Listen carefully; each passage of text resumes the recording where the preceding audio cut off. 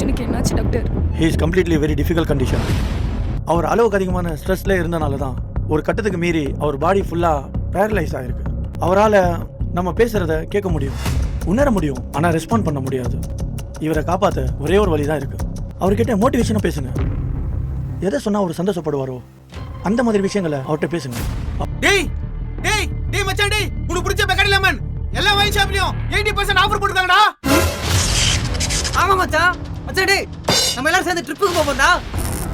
ஆமா மச்சான், எந்திரா. டேய் டேய் வேற வேற மச்சான், தங்கச்சி கொஞ்சம் வெளிய போங்க.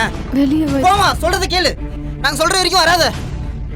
மச்சான், உன் எக்ஸ்ல வரும் கூட வராடா. டேய் கிரிக்கெட் கிரிக்கெட் மச்சான், இந்த வருஷம் ஆர்சிபி கப் அடிச்சிருச்சுடா.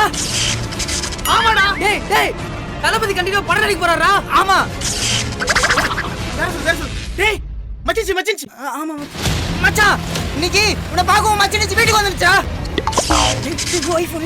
மச்சான் உன் பொண்டாட்டி செத்து போயிட்டாடா.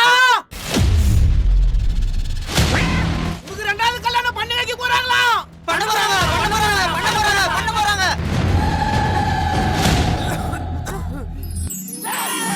ஒத்த நொடியிலதான் எனக்கு சித்தம் கலங்கிடுச்சே, மொத்த உலகமுமே